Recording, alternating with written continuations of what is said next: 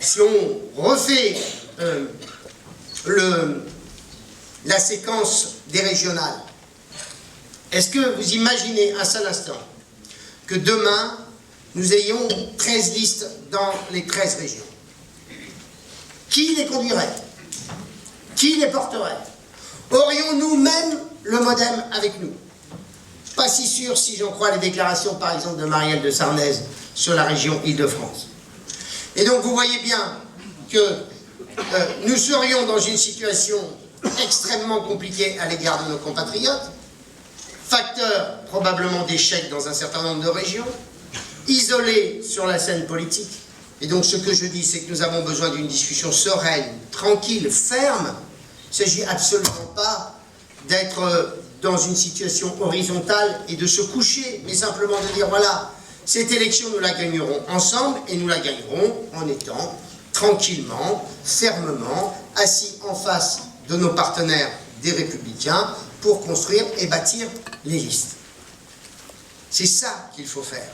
Et il faut le faire rapidement, parce que les candidats socialistes sont en campagne depuis plusieurs mois. Ils utilisent bien souvent les moyens de la région pour mener campagne. Et que face à cela, il est important que nous puissions rapidement créer les dynamiques, les équipes. J'ai dû faire au moins,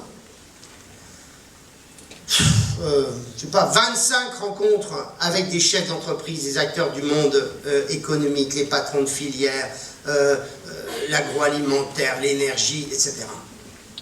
Qu'est-ce que je constate? Je constate qu'on a des compatriotes qui sont pleins de courage, mais qui sont découragés. On a découragé les Français. Non pas parce qu'ils n'ont plus envie d'avancer, mais c'est parce qu'on a tellement porté de messages contradictoires depuis 3 ans qu'ils ont décidé de poser les armes. Vous discutez avec des patrons de PME, ils vous disent « Oui, on pourrait investir, oui, on pourrait faire ». Mais peut-être que cette semaine, on nous annonce telle ou telle mesure en faveur de l'emploi, mais la semaine dernière, on nous a dit que dans les entreprises de moins de 11 salariés, on allait bientôt avoir des syndicats. En clair, si dans une entreprise de moins de 11 salariés, j'ai besoin d'avoir une représentation syndicale, me disent ces patrons, c'est que je suis un mauvais patron, que je ne suis pas capable de discuter avec mes salariés, et que je suis nul. C'est aussi simple que ça. Et donc, en clair, face aux messages qui ont été adressés à l'égard du monde économique depuis 3 ans, nous avons un message à leur adresser. Un message du fait de liberté. Regardez les chiffres du chômage en Europe. Beaucoup de pays commencent à connaître une décrue. Parfois, ils sont encore à des taux très élevés. Certains pays sont quasiment en situation de plein emploi. Et ils le sont à chaque fois parce qu'on a construit des politiques de liberté. Des politiques où on a simplifié le marché du travail. Aujourd'hui, on peut dire aux Français, parce qu'ils savent et ils l'entendent, que c'est en donnant plus de liberté dans le droit du travail qu'on favorisera l'embauche. Qu'à force d'avoir mis des contraintes, on a précarisé l'emploi. Eh bien, ces discours-là, nous devons profiter des régionales pour les porter un message en faveur de l'entreprise, en faveur de la création de richesses, en faveur de l'innovation. Parce qu'en plus de ça, ce sont les thèmes de ces élections régionales. Deuxième exemple que je voudrais citer, parlons aussi des questions de solidarité. J'ai fait aussi des tables rondes sur les solidarités territoriales, Jean Lyons. Le sentiment d'abandon des territoires ruraux. L'absence, aujourd'hui, sauf dans le Calvados, grâce à la politique de Jean Lyons, l'absence aujourd'hui c'est vrai en plus, de médecins, de spécialistes dans les territoires ruraux. L'incapacité aujourd'hui de pouvoir accéder à un certain nombre de services considérés comme pourtant essentiels dans la vie moderne. Eh bien, soyons aussi à côté de la liberté, porteurs d'un message d'égalité, de la vraie égalité. Je l'ai souvent dit, l'égalité devant l'enseignement, l'égalité devant la santé, l'égalité devant la formation. Et ces sujets-là, on doit les aborder frontalement dans le cadre des régionales.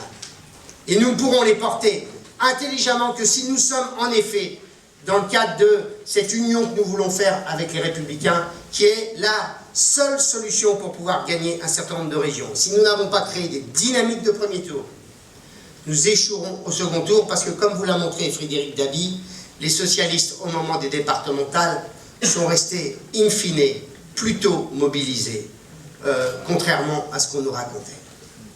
Alors je ne sais pas comment ça sera en décembre, parce que vous avez déjà observé que le paradigme dans lequel se situaient les socialistes en espérant enfin le retour de la croissance est en train de s'évanouir progressivement. La croissance française ou le regain de l'économie française portait uniquement sur des causes exogènes, la parité euro-dollar, le pétrole et les taux d'intérêt.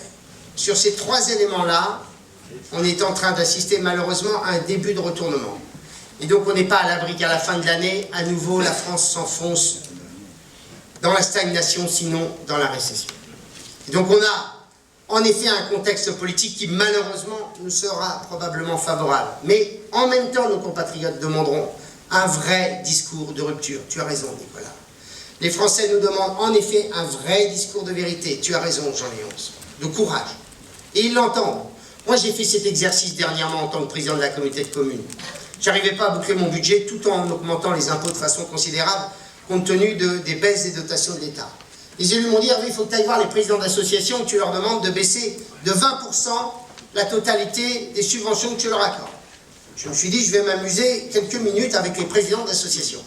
Eh bien, j'ai été fasciné par la capacité de ces présidents d'associations à rentrer dans le jeu et à dire, oui, en effet, on va serrer la ceinture tous ensemble pour essayer de faire en sorte que les prélèvements obligatoires n'augmentent pas plus que le minimum incompressible.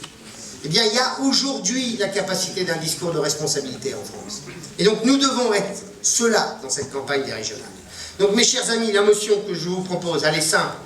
Oui, le chemin doit être celui d'une participation directe ou indirecte aux primaires.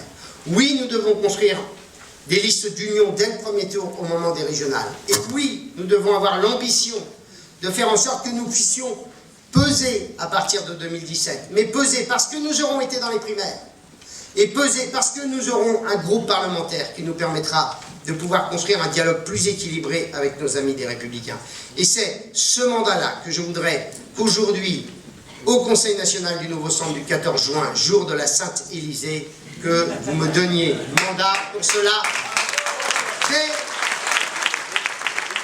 ce 14 juin pour être en situation de pouvoir le porter à partir du mois de septembre. Je vous remercie.